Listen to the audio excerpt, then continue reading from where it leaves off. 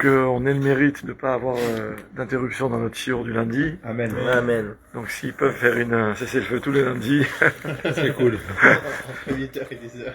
entre 8h et 10h, le temps, 11h, le temps que j'arrive chez moi. 7h, le temps de...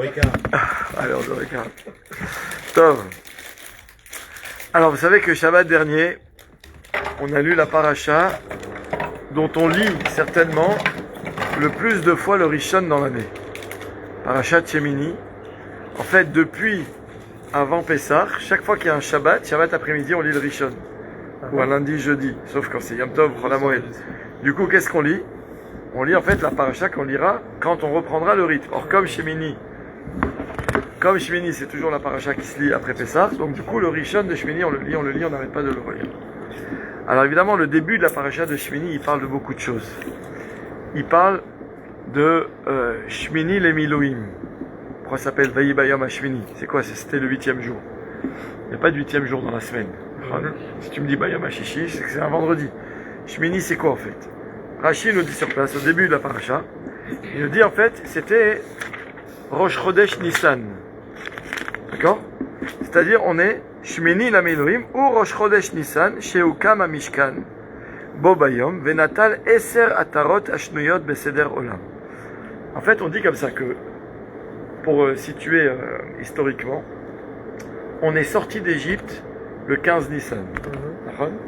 Le 21 Nissan, 7e jour de Pessah, l'ouverture de la mer. 49 jours après le 15 Nissan, on reçoit la Torah.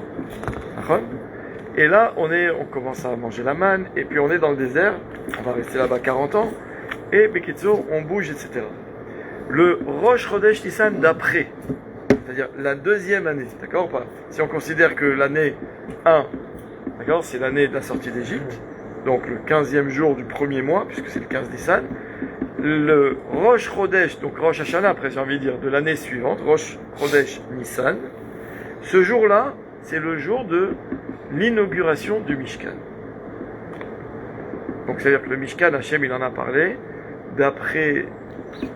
si on va d'après l'ordre des parachutes de la Torah, il en a parlé encore même avant le Chet HaEgel, parce que n'oubliez pas, si déjà on parle historiquement, il y a eu le 49 jours plus tard, le 6 Sivan, Matan Torah, le 17 Tammuz, Chet HaEgel, faute du Vaudor, Rosh Chodesh Elul, Akadosh Baruch Hu, il pardonne la faute, et Moshe Rabbeinu, il remonte pour 40 jours. Yom Kippour d'après, la faute, elle est définitivement pardonnée. Et Hachem, on reçoit les deuxièmes Luchot. Donc on est arrivé à Kippour. Et après, en fait, il va y avoir toute l'organisation, le Mishkan qui est construit, mais on ne l'a pas encore inauguré.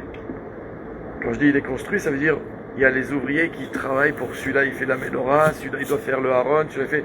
Mais après, il faut tout assembler.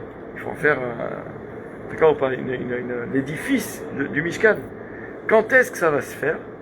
En fait, ça va se faire pendant les 8 jours qui précèdent Rosh Chodesh Nissan, donc de la deuxième année. Rosh Chodesh Nissan d'après la sortie d'Égypte. Pendant ces 8 jours, la Torah elle nous dit, tous les jours, Moshe Rabbeinu, il montait et il démontait le Mishkan.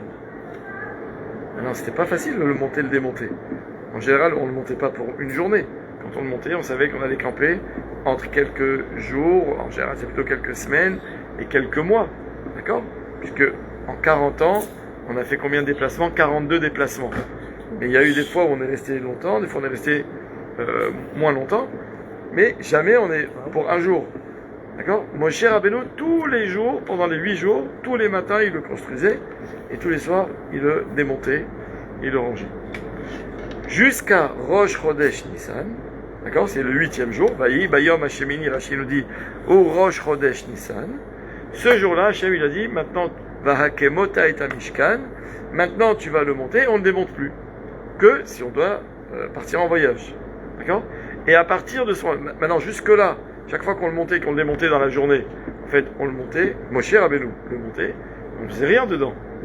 Vous savez ce que c'était? C'était un travail de fou. Imaginez, je vous dis, monter ça et démonter ça tous les jours. C'est seul. Et c'était... Ouais. C'est tout seul. Et c'était bien plus grand que ça. il y avait beaucoup plus de kelim et c'était beaucoup plus stable que ça. D'accord? Bien sûr, Moshe Rabbeinu. Une des qualités de Moshe Rabbeinu, la Gemara nous dit, c'est qu'il était très fort physiquement. D'accord ou pas?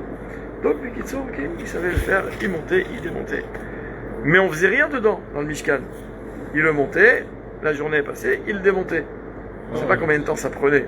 Si ça se trouvait, dès qu'il finissait de le monter, il commençait à le démonter. Mais peu importe. D'accord? En tout cas, on ne sait pas combien de temps. Mais on faisait rien dedans. On n'a pas fait une fois un korban. On n'a pas fait une fois allumer la menorah. Rien. D'accord? 8e jour, c'est le jour de l'inauguration du Mishkan où maintenant, enfin, on va commencer à travailler dans le Mishkan et faire vivre le Mishkan. C'est amener un korban tous les matins, un korban tous les après-midi, allumer la menorah tous les soirs, qui reste allumé jusqu'au matin, etc. Et Moshe Rabbeinu, quand il veut parler à Kadosh Baruch Hu, il s'approche du Ohel Moed. D'accord? Ça y est, la vie, elle est lancée. Très bien. Maintenant, est-ce que vous vous souvenez que pendant le mois de Nissan, le début depuis Rosh Chodesh Nissan, pratiquement jusqu'à Pessah, on va dire pendant les 12 premiers jours, tous les matins on disait les korbanot des Nessim. C'est dans le Patach Hilaru, dans tous les Sidurim. On lit Bayom, Arishon, Ikriv, Netanel, Ben Tsoar, etc. Korbanot, Bayom Hasheni. D'accord? C'est quoi ça? C'est que tous les jours, depuis Rosh Chodesh Nissan, chaque tribu a amené un korban. Chaque chef de tribu, en fait. C'était son korban, si on veut, de participation à l'inauguration du Mishkan. D'accord? Donc, mais c'était le même korban. D'ailleurs, c'est écrit dans la Torah, dans Parashat Nasso. C'est un très long passage. C'est la plus longue Parashat de la Torah. C'est un très long passage, mais en fait, qui se répète. Puisque, à part le nom de la tribu et le nom du Nassi, du prince de la tribu, c'était toujours le même korban. Korbano, Karat Kesef Achat, Shiloshim Omer Mishkala, Misrak Echat Kesef, Shivim Shekel. D'accord? Toujours le même. Ok. Mais la Torah, elle tient à nous le dire, comme pour nous dire, il n'y a pas un pour qui c'est plus important. Tous au même niveau, tous les jours, ils approchent le même korban. Très bien. À part ça, ce jour-là, Bayom Hashmini, on a aussi Rosh Chodesh. Alors, je vous pose une question. Combien de korbanot on a amené ce jour-là? Faites un calcul. Bah, déjà, il y avait Shacharit. 12 fois 3, voix 2, 24. Pour Fois 3, ouais. une femme. Et Arbi. S'il y a 12 tribus, fois 12. Ouais. Fois 3. Non, mais 36. chaque tribu, un jour. Ah, pas Bayom Arishon, Ikrim, Netanel, Ben Tsoar, Ah. Nessi, Issachar, Nessi, Reuven, Shimon. Chaque jour, pendant les 12 premiers jours, chaque jour c'est une tribu. Ok. Chaque jour, il y a déjà une seule tribu. Bien fait. Donc, ça fait 3 korban par jour. Alors je veux dire ce qu'il nous dit Rashi. Shlosha se'ire chataot karvu bo bayom. Il y a eu 3 korbanot ce jour-là. C'est ce que tu as dit. C'est ce que tu as dit? Ouais. Shacharit, Mincha, Arbi. Non, c'est pas ça. C'est pas ça. C'est de base. Ah, dommage, t'as rajouté. C'était Ah. bien. C'est bien. Tu aurais rien dit, c'était bien. D'accord. J'étais si proche. C'est marocain. Le premier, c'est le Seir Izim. C'était le korban du jour. Le deuxième, c'est le korban de Narshon ben Aminadav, de la tribu, la première tribu qui a amené. Et le troisième, c'était le korban de Rosh Chodesh. Il y a 3 korbanot ce jour-là. D'accord. Mais qu'est-ce qui se passe? Si vous lisez dans la Torah, c'est un passage qu'on zappe un petit peu. Qu'est-ce qui s'est passé? En pleine inauguration, imaginez l'émotion dans tout le Machane Israël, dans tout le campement d'Israël. Qu'est-ce qui va se passer? 2 fils de Aaron à Cohen vont être brûlés. Ils vont mourir. C'est vrai. C'est C'est horrible. terrible. Ça veut dire que, d'ailleurs, il y a un rav qui avait dit un jour, on remarquera, que quand des fois il y a des xérotes, qui sont des xérotes où en fait Hachem se rapproche de son peuple. En général, une xéra c'est quoi? Lo alenu, qui est pas qu'on sache, qu'on connaît jamais des xérotes, c'est négatif, c'est-à-dire qu'à il est en colère, alors Hachem est une xéra. Mais quand c'est une xéra tova, d'accord ou pas? Ça veut dire en fait c'est une xéra qui vient mitor ahava, Kadosh il se rapproche de son peuple. Comme le jour de l'inauguration du Mishkan, vous imaginez, la Shrina descend sur terre. Sur Rav, il faisait remarquer que souvent, Lo Alenu, cette xéra, elle touche des frères. Pourquoi je vous dis ça? Parce que le Rav Rosenblum, il a fait un cours il n'y a pas longtemps, et il a montré que ces dernières années, il y a eu beaucoup de xérotes qui ont touché des frères. Ouais. Des frères. Souvent, Ça on fait voit peur. deux frères. Deux frères qui sont morts dans l'attentat à Ramoth. deux frères, quand il y a eu l'histoire de Rissous, là, vous savez, le Rissous, deux frères, là-bas, à Jérusalem, là, il y a une erreur, deux frères, et maintenant, là, il y en a eu beaucoup. là, hier, pas plus tard qu'hier ou avant-hier, deux frères qui sont, vendredi, deux frères qui sont noyés à Natania, vous avez pas entendu? Il y en a un qui a survécu, non? Non, ils ont pas retrouvé le deuxième, Hachem Ishmor, et le premier, il est en état, ah ouais? Ouais, non, c'est Hachem Ishmor, Hachem Ishmor. Mais en fait, c'est des xérotes, mais il faut comprendre, c'est quand Akadosh Baruch Hu, il a écrit Bikrovai et Kadesh. C'est ça qu'il a dit à Aaron à Cohen. Je me sanctifie au sein de mes proches. Okay. D'accord ou pas? Ça veut dire, en fait, c'est une proximité de la part d'Akadosh Baruch Hu. En fait, il y a une xéra qui vient par punition. D'accord? Donc ça veut dire, c'est quoi la punition? C'est qu'en fait, là, nous, on n'est pas méritant. Hachem, des fois, il va faire une xéra qui va sauver. D'accord, pas on dit là, nous, quand il y a un Talmid Racham, un Rav ou un enfant qui meurt, Chas v'Shalom, en fait, ça peut sauver toute la génération. Le Shlomo Ameler dans Shir Hashirim, il dit comme ça, Yarad Dodi Legano, il dit comme ça, il compare à Kadosh Baruch Hu à un jardinier qui descend dans son jardin un jour et qui dit, j'en peux plus, ce jardin, il faut le débroussailler, il y a trop de mauvaises herbes. Et puis il vient avec sa faux, là, comme on dit, d'accord, pour tout couper, et d'un coup, il voit au milieu une rose. Qu'est-ce qu'il fait? Il cueille la rose. Il dit, ah, cette rose, et il oublie les mauvaises herbes. Il lui dit, Kadosh, c'est la même chose. Des fois, il vient sur terre, il y a trop de mauvaises herbes sur terre, il veut faire du nettoyage. Puis d'un coup, il voit un tzaddik. Et le tzaddik, Hachem, il le prend. Et Kadosh, il dit, voilà, ça, c'est ça qui a sauvé toutes les mauvaises herbes, qui a sauvé tout le dent. Ça, c'est ce qui s'appelle une xéra, qui vient, nous, quand elle arrive, elle vient en fait pour le bien d'Israël, toujours pour le bien d'Israël. Mais ça vient parce qu'il y a du mal, il y a des mauvaises herbes, il faut, Hachem, il prend la rose pour sauver les autres. Mais il y a une autre sorte de xéra, où en fait c'est quand Akadosh Baruch Hu veut descendre dans le monde. Il veut mettre sa shrina, il veut mettre sa kedusha, mais nous on n'est pas capable de supporter cette kedusha. Comme au moment de l'inauguration du Mishkan. La shrina est en train de descendre dans le Mishkan. Et on parle de qui? Dor Dea, la génération qui a vu Akadosh Baruch Hu donner la Torah. Pas longtemps avant, quelques mois avant. Et ils sont là, et qu'est-ce qui se passe? C'est pas possible que la Shrina descende sur terre sans qu'il y ait, entre guillemets, des pots cassés, qu'il y ait des victimes, qu'il y ait des gens qui viennent et qui payent. Mais pas en tant que punition. La Shrina, elle laisse pas vivre. Même quand Moshe Rabbeinu, il a dit à Kadosh Baruch Hu, Enina et kevodecha, laisse-moi te voir, te comprendre, être proche de toi. Hachem, il lui dit, Lo yir'ani ha'adam vachai. Un homme, il peut pas me voir, être proche de moi et vivre. Pas possible. Donc quelque part, ceux qui le plus se sont approchés d'Akadosh Baruch Hu, Nadav Avihu, ils sont morts. Ils sont morts. C'est ce qui se passe le jour de l'inauguration du Mishkan. La Torah elle nous raconte, réaction de Aaron à Cohen, surprenante, mais héroïque, Vaïdom à Aaron. Aaron, il se tait. Ça veut dire qu'Aaron, il n'a aucun mouvement de rébellion, même pas de questionnement, rien du tout.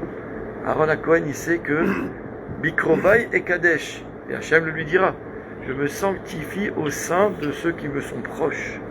C'est-à-dire en fait, la Kedusha d'Akadosh Baruch Hu, quand elle vient dans le monde, en fait, elle récupère, d'accord, comme un aimant qui attire ceux qui sont les plus Kedoshim.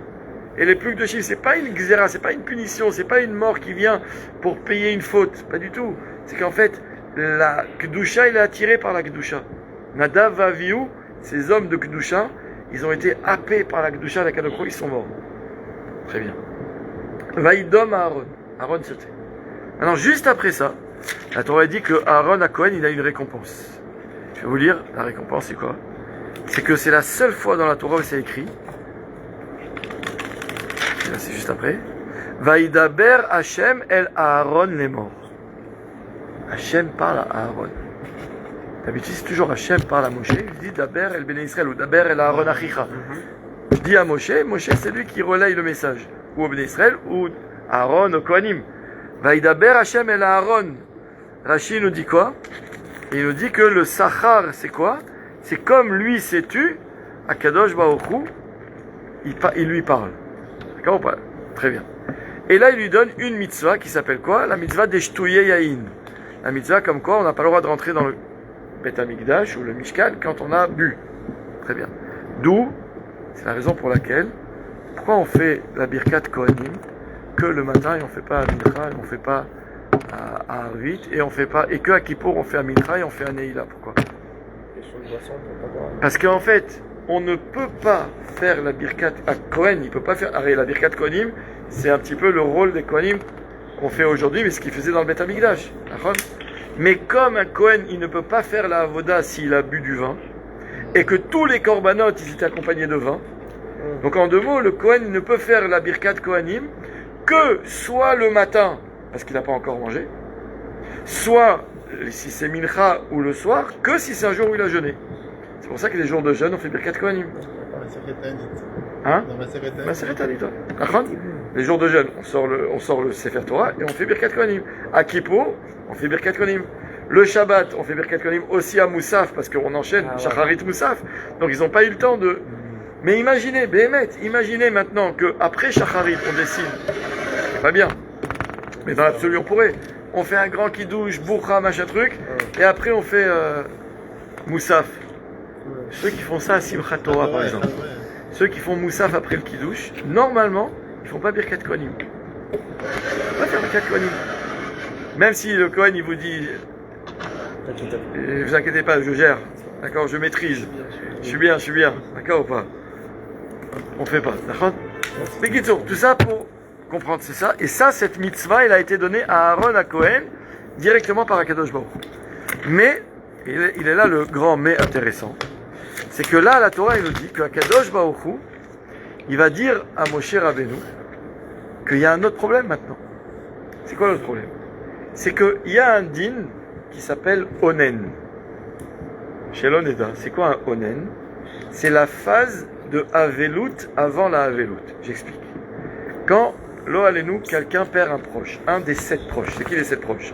C'est le père, la mère, le frère, la sœur, le fils, la fille ou le conjoint.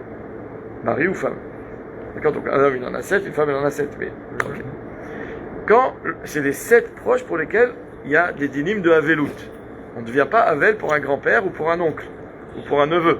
Par contre, on devient Avel que pour les 7 que je viens de dire. Avel c'est endeuillé. Avel c'est endeuillé, oui. Ça veut dire les 7 jours de deuil, etc. Maintenant, la Torah, elle nous met une règle, c'est que un Avel, un endeuillé, commence à s'appeler endeuillé qu'une fois que le mort a été enterré. Tant qu'il n'a pas été enterré, les jours de Avelut, les 7 jours, pour parler d'eux, ils ne commencent pas. Donc ça veut dire quand quelqu'un meurt en France, par exemple, et qu'il faut l'amener, et qu'il y a des jours fériés, on attend 3 jours, 4 jours, machin truc, le Havel, il n'est pas Havel en réalité. Ah, et pourtant ça fait déjà 4 jours. Tu commenceras la Avelut qu'une fois que la personne a été enterrée. Alors entre-temps, il s'appelle quoi? Alors, il s'appelle, je le fais court, mais il y a quand même des nuances, il s'appelle Onen. Onen, c'est quoi? C'est une phase intéressante dans la Torah, qui est vraiment intéressante parce que elle va jusque, la Torah, elle a le fond de la psychologie humaine. C'est une phase pendant laquelle un homme qui est dans cet état-là, il est dispensé de toutes les mitzvot positives. C'est bien. Pas négatives, ça. Il n'a pas le droit maintenant de transgresser Shabbat. Mais par exemple, s'il veut boire un verre d'eau, il ne fait pas la bracha. Il ne met pas les tefilines. Il ne le fait pas ou il n'est pas obligé de le faire? Non, il ne fait pas. Il ne doit pas faire. Pourquoi? Alors, pourquoi? Parce que l'origine de la halakha, c'est que quelqu'un, la vraie raison de cette caractéristique qui s'appelle onen, c'est parce que d'ailleurs c'est dans Masechet Brachot, c'est celui qui s'appelle, pour le dire en termes plus longs, Mi Shemeto Mutal Lefanav. Celui qui a la charge de son mort. Okay. Avant, comment ça se passait? Quelqu'un, il perd son père. C'est à lui maintenant de s'occuper de l'enterrer. Okay. Donc, il doit acheter, comme Avraham Avinu, il a dû acheter, négocier, d'accord? Je dois aller acheter un terrain, il faut creuser, même si on se fait aider, peu importe, il faut l'enterrer. Aujourd'hui, c'est pas comme ça. Pourquoi? Je dis que le gars, il a perdu son père, il passe un coup de fil, c'est réglé. Ouais. La Chevra Kadisha, elle vient. La Chevra Kadisha, elle vient. La Chevra Kadisha, elle prend le corps. Elle te fait juste ici les papiers, tu payes. D'accord ou pas? Donc ça veut dire, alors peut-être que pour ça, il faut être endeuillé, pour l'argent aussi qu'on perd au passage, mais pour être sérieux, ça veut dire quoi? Ça veut dire que, à l'époque, le Onen, il était en fait dans une incapacité de faire les mitzvot. Quelqu'un qui est sous le choc de la perte et le choc de tout ce qu'il a à faire dans un temps limité, parce que il faut pas tarder, on tarde le minimum, d'accord ou pas? La Torah, elle vient te dire, celui-là, je peux pas lui demander de faire une bracha. Il va dire, Baruch ata Hashem, shakol ni'abit varo. Sa tête, elle est pas là. Je vais dire, mettre les tefilines, quand tu mets les tefilines, il faut être mechaven. Pourquoi tu mets les tefilines? Kabbalat ol balchut shamaim. Tu peux pas lui demander. Donc la Torah, elle te dit, tout ce qui est mitzvot assez, commandement positif, laissons-le tranquille. Combien de temps? Alors, ce qu'on a dit, pendant la phase où il s'appelle Onen. Okay. Alors, nous, on a dit qu'il s'appelle Onen de quand à quand? Depuis le décès jusqu'à l'enterrement. Simplement. Comme la vraie définition de Onen, c'est le fait d'avoir la charge de s'occuper d'enterrer le mort, et qu'aujourd'hui, c'est plus le cas. Donc, les Chachamim, ils disent aujourd'hui, on est Onen que le premier jour. Onen véritable. Donc, dans le cas où quelqu'un, ça prend une semaine pour rapatrier un corps de je sais pas où, etc., ou imagine, lo allez-nous. Regarde, il y a des cas, des gens, des parents, ils ont envoyé leur fils ou leur fille Khayal, c'est parti en Thaïlande en vacances, et là-bas, elle est décédée. Ah ouais. Ils y vont même pas là-bas. Parce qu'ils attendent. Ça sert à quoi? De toute façon, ils vont pas le voir, ils n'ont pas besoin, ils sont en train de... Là, il y a quelques mois, rappelez-vous, je vous avais parlé d'une jeune fille qui était au ski, qui était décédée. Ouais. Rappelez, là, il y a au mois de janvier, je sais pas comment, décembre, janvier. D'accord, pas. Il y a eu la mère, d'ailleurs, veille de Pessah. Les parents, ils sont pas partis. À quoi ça sert? Là-bas, ils gèrent, d'accord ou pas? Maintenant, entre-temps, est-ce qu'ils s'occupent du mort? Pas du tout, il est même pas là. Ou pas. Donc, en fait, on a dit comme ça, on considère qu'une personne, elle est onen que Yom Amita. Le jour de la mort, parce qu'il y a véritablement le choc. Bon, après, on va pas rentrer dans toutes les dérivés de l'Allah. Mais la question qui se pose, c'est que la Torah, elle vient et te dit comme ça. Dans les incidences de cet état de Onen, il y a plusieurs points. Il y a d'abord qu'on n'est pas capable de faire des mitzvot assez, mais il y a aussi que tout ce qui est lié à la Kedusha ou la Simcha, on peut plus, on n'a pas la tête pour. Et l'une des choses, c'est qu'on nous dit, un Kohen qui est Onen, il peut pas manger les korbanot. Ok. Il peut pas manger les korbanot.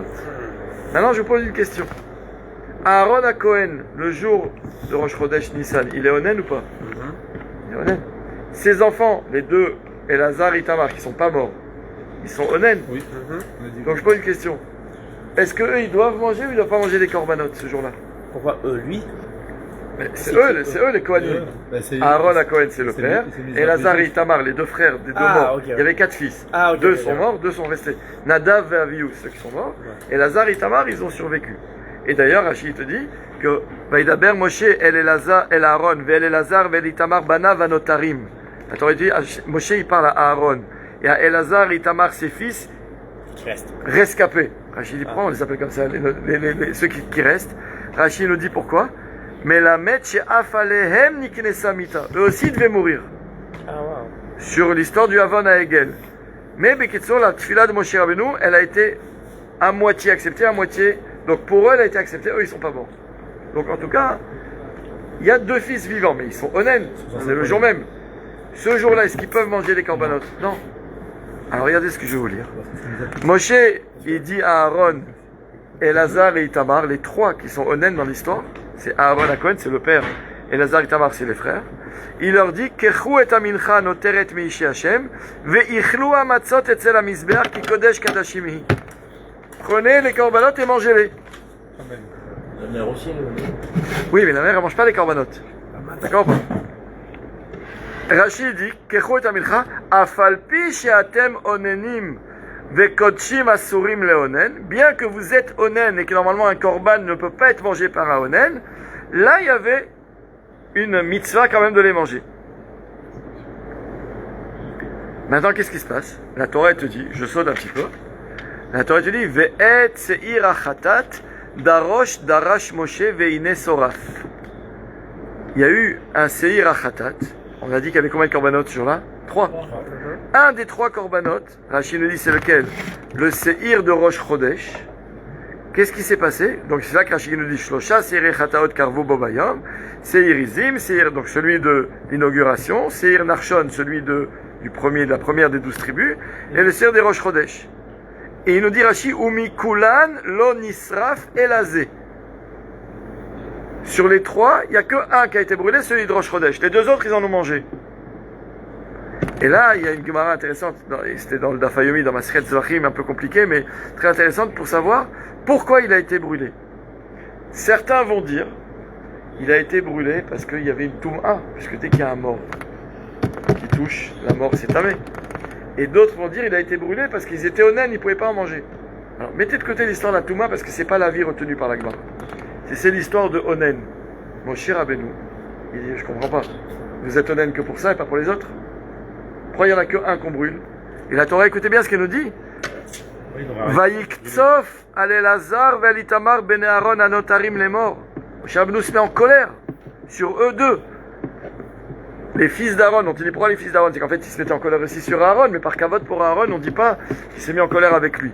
Moshe Rabbeinu, il se met à crier sur Elazar et Itamar. Madoua lo achaltem et achatat bimkom hakodesh ki kodesh kadashim hi. Pourquoi vous n'avez pas mangé celui-là? En parlant du korban de Rosh Chodesh. Et qu'est-ce qu'il dit? Il abère à Aaron, et du coup c'est marrant parce qu'on voit que Moshe Rabbeinu, il est en train de crier sur Elazar et Itamar devant Aaron. Et Rashi nous dit que de là on apprend le derech eretz, comment on doit bien se comporter par rapport au kiboud Avahem. C'est qu'en fait ils sont là, Elazar et Itamar, eux ils ont une raison pourquoi ils l'ont brûlé, on va tout de suite connaître. Mais Aaron, imaginez Moshe Rabbeinu c'est un malach, d'accord ou pas? Il crie sur Aaron, Elazar et Tamar. Mais, Rashi nous dit, en fait, il regardait pas Aaron. Je le dis comme ça, regardez. Il n'est pas écrit sur son frère. Par respect. Bishvil kvodo shel Aaron, afar panav keneged abanim vekaas. Par respect pour Aaron, il a tourné la tête vers ses fils, donc il criait sur ses neveux, et il s'est mis en colère, mais pas sur Aaron. Maintenant, eux, Elazar et Tamar, ils ont quoi répondre? Parce qu'ils n'ont pas fait les choses comme ça, au hasard.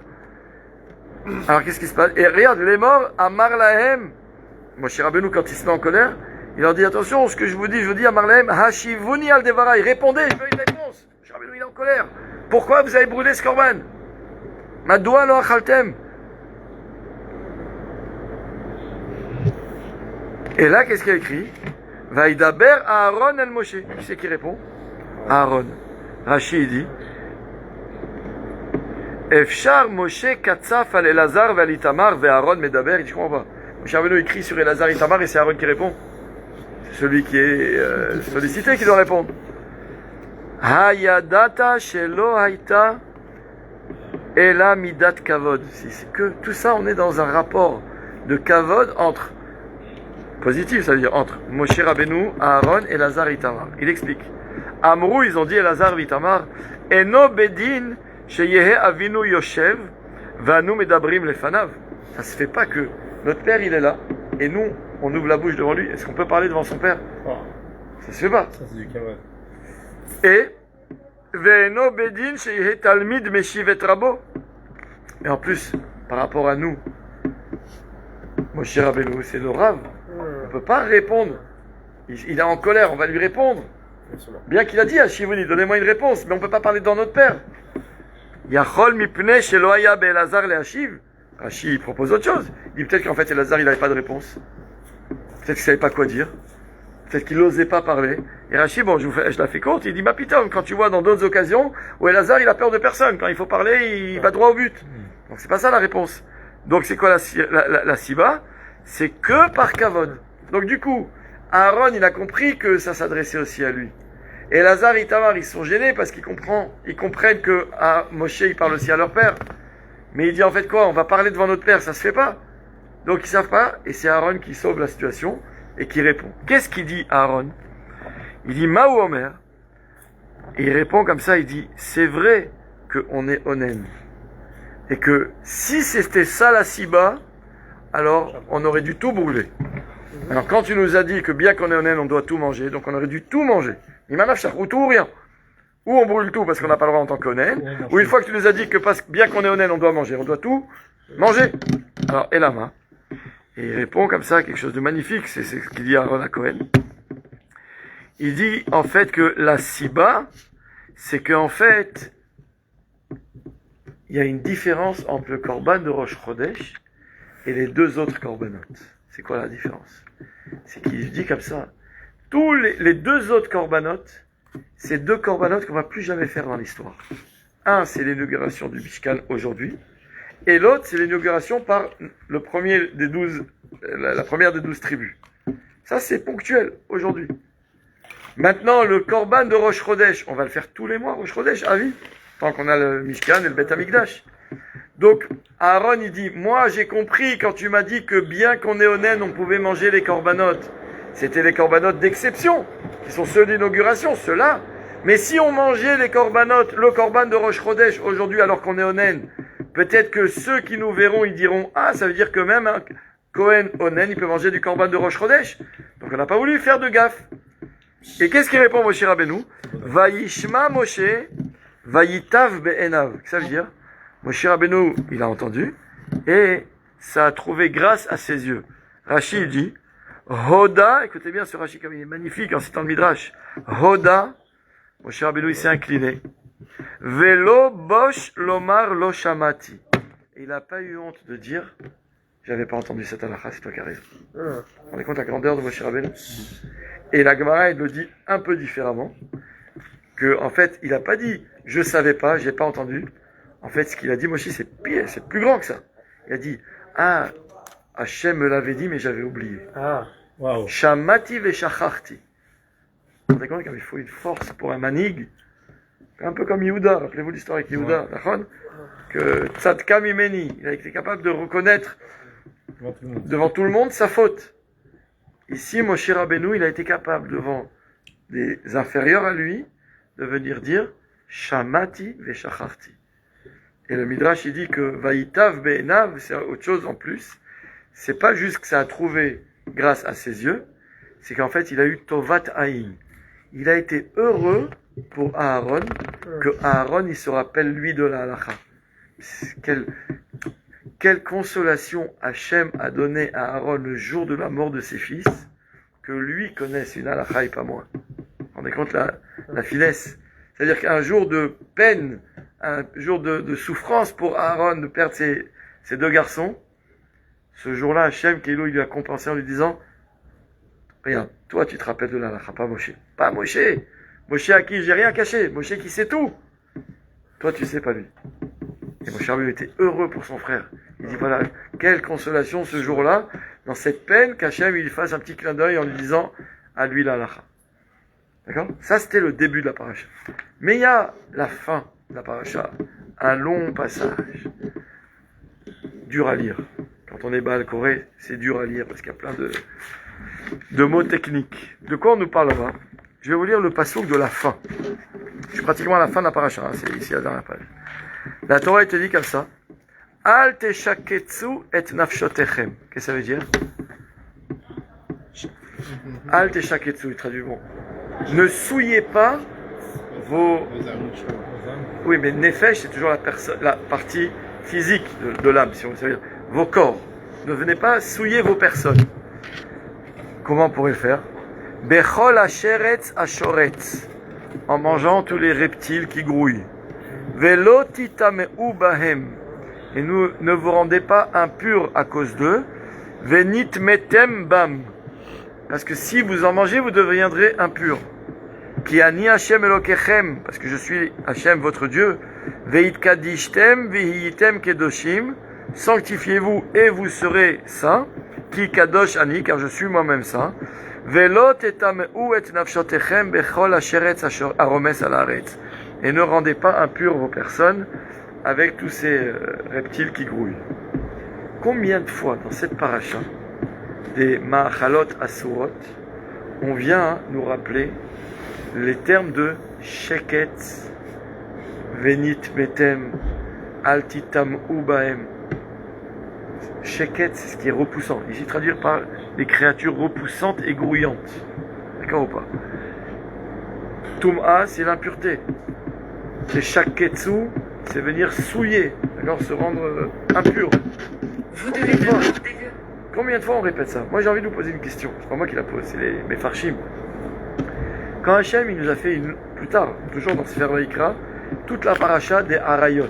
Les Harayot, c'est toutes les femmes interdites. Un homme n'a pas le droit d'aller avec sa sœur, avec sa mère, avec sa belle-mère, avec sa nièce, avec sa fille, etc. D'accord? Il y a une liste de 15 Harayot. Dans cette liste-là, pourquoi la Torah à la fin ne te dit pas Al teshaketsu et nafshotechem ve'al. Non. La seule fois où tu vois comment la Torah insiste sur ça, avec des termes durs, ne vous souillez pas, ne vous rendez pas impurs, ne vous... comment dire... il y a un autre mot, ça va revenir. Non, souillez, j'ai dit... ne vous contaminez pas après. Tu vois ce que je veux dire? C'est vraiment une... c'est que pour les machalot asor. Que pour les aliments interdits. Non. Non, peut-être que parce qu'Adam. Non. Avodazara, c'est écrit Lot ishtachave le'el acher. Ne te prosterne pas à une autre divinité. Il n'est pas écrit ah, il ne te rend pas impur, ne souille pas ta neshama. Parce que justement, la probabilité qu'il fasse pas avec un reptile, Ouais. en rapport avec Adam et Chava, avec la faute qu'il a fait avec un Hazak, Hazak. et que dans la Théva, l'homme il va pas penser à aller avec sa sœur, avec sa fille, Chaz Shalom. Alors que le Je crois serpent, qu'avec la il Torah, est elle le tombé dit. une fois, La Torah, elle le dit quand même, même avec des animaux. Elle. mais alors, je pense peut-être que l'homme, vu qu'il est tombé une fois à Adam Arishon, alors Kilo, Agave. attention encore plus. Mais peut-être pour renforcer la question, tu vas voir que ce que tu dis, ça marche pas. Si je vais jusqu'au bout de la question, c'est qu'en fait, les Mefarshim, ils posent la question pas que sur les reptiles. Parce que juste avant, on nous a dit tous les animaux. Ouais, que l'animal, il doit, comment on dit, l'animal, la vache, enfin, il faut qu'elle rumine, qu'elle ait le cerveau fendu. Les poissons, qu'il ait des écailles et des nageoires, enfin, avec qui tourne, tu vois. Ça va tellement vrai. Il y a fait mode. Alors, le Rambam, Maïmonide, c'est ça? ouais, le Rambam, lui, il vient, comme souvent, et il va un petit peu donner des raisons aux mitzvot. Bien que nous, on les fait parce qu'Hachem nous a demandé, on ne cherche pas des raisons. D'accord? Mais ça nous fait du bien, des fois, de se dire... il y a des gens qui viennent et qui disent « Ah ouais, tu vois, même la science a prouvé qu'il ne faut pas mélanger le lait et la viande. » Mais c'est pas pour ça qu'il faut le faire. La preuve, c'est que même les goïms qui connaissent la science, ils continuent de manger le jambon beurre. D'accord ou pas? Donc nous, si on ne le mange pas, c'est pas parce que la science a dit, puisque celui qui connaît la science, il le mange quand même. Donc on ne mange pas parce que c'est assourd, des coudas. La Torah, il m'a dit non, c'est non. Mais le Rambam, il vient, il te dit comme ça. Il te dit, la brioute, il te dit, quand un homme ingère un aliment, ah, tu prends un bamba, qu'est-ce qui se passe au moment où tu l'as mâché et tu l'as avalé? Il rentre dans ton organisme, d'accord? Et en fait, il va être trié, il y a des parties qui vont être évacuées, et il y a une partie qui va dans le sang. Le sang, le Rambam, il nous dit, il va dans le foie. Imagine, le Rambam, il nous dit ça fait 900 ans. Du foie, il va dans le cœur, et du cœur, le sang, je pense, il va dans le cerveau. Il va te dire, imagine quelqu'un qui mange quelque chose de tamé. Ça finit où, en finale? Dans le cerveau. Ça veut dire, et le Rambam te dit, c'est la raison pour laquelle la Torah, il te dit, Al titam u bahem, et elle ajoute, venit metem bam. J'ai compris. Ne te rends pas impur, parce que si tu le manges, tu vas devenir impur. Mais, pourquoi tu te répètes? Parce que dans venit metem bam, c'est pas écrit venit metem dans le sens impur. C'est qu'en fait, c'est atum. On dit que quelqu'un qui mange des aliments non cachers, il devient atum. Atum, ça veut dire quoi? Bouché.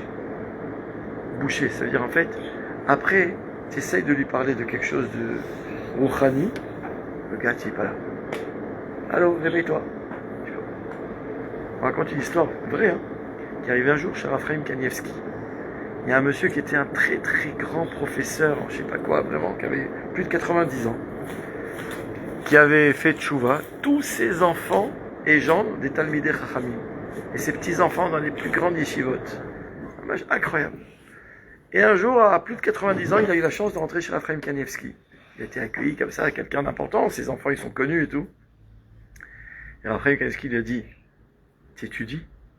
Il dit, va-t'en, j'étudie. Il dit, qu'est-ce que tu étudies? Il dit, j'étudie du chumash.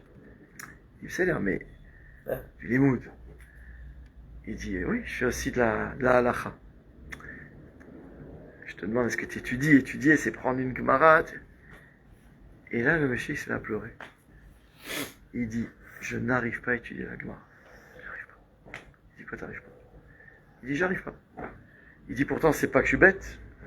J'ai fait mes preuves dans ma vie, des grandes choses j'ai faites parce que je suis quelqu'un d'intelligent, je suis un grand professeur, je sais pas quoi.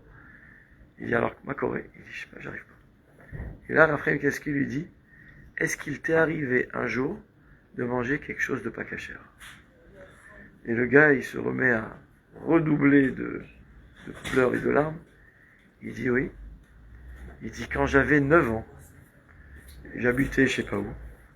C'était des temps de guerre, on n'avait presque pas de quoi manger.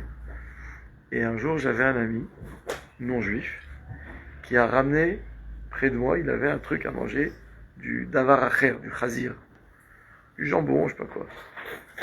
Et il m'en a proposé. Et j'avais tellement faim. On n'en mangeait pas à notre faim à cette époque-là. Que j'ai pas réalisé, j'avais 9 ans, j'étais petit, j'ai mangé. Après, qu'est-ce qu'il dit? Zé Asiba. Et il dit depuis, je peux tout réussir, parce que quotient intellectuel, j'ai pas de problème. Mais par contre, tout ce qui est Kdusha, j'ai un mur devant moi. Alors le Chumash, c'est facile, halakha, tu dois pas allumer la lumière Shabbat, prendre ta voiture Shabbat, ça passe encore. Mais prendre une Gemara, commencer à faire des raisonnements, essayer de comprendre, la Reddet et Sof Dato, je suis incapable. Ça fait peur. Comment on les taquine alors? Tchouva. Ok, donc s'il a fait Tchouva, c'est bon. Oui, mais Kanirek, il avait peut-être pas fait Tchouva sur ça. Mais Mikré, je sais pas. Il faut toujours être Metaken. Bekitsour, ça c'est pour comprendre, vous savez. Vous avez dit il y a 2-3 semaines que justement il faut pas forcer. Si quelqu'un n'aimait pas la Gemara, il doit faire quelque chose qu'il aime. Il n'y a pas une lettre comme ça d'un. Oui, ça c'est parce que on veut que la Torah soit attirante. Ouais. Donc, mais lui, il souffrait de ne pas pouvoir étudier la Gemara. Il voulait, il a essayé plus d'une fois. Il dit chaque fois, mon fils il vient, il veut étudier avec moi. Je commence au bout de 10 minutes, je fais la Gemara, je pleure, j'arrive pas. Mes petits enfants, mes gens, tous, ils ont tous essayé. Ça rentre pas. Ça bouche. Vous savez que la Gemara, elle nous dit, vous savez que c'est Elisha ben Avouya ou pas? C'était le Rav de qui? De Rabbi Meir. Le Rav de Rabbi Meir Balanes. Acher, il s'appelle Acher. Pourquoi il s'appelle Acher? Pourquoi il s'appelle Acher? Que ça veut dire Acher? L'autre. Parce que lui, il a renié Akadosh Baruch. C'était le Rav de Rabbi Meir. Et un jour, il a tout lâché. Tout lâché. Et la Gemara, elle veut comprendre pourquoi. C'est pas quand il a vu un enfant tomber d'un arbre. Non. Et la Gemara, elle veut comprendre pourquoi. Et une des raisons que la Gemara rapporte, c'est quoi? La Gemara raconte que quand sa mère, elle était enceinte de lui, un jour, elle marchait et elle est passée près d'un bête avodazara.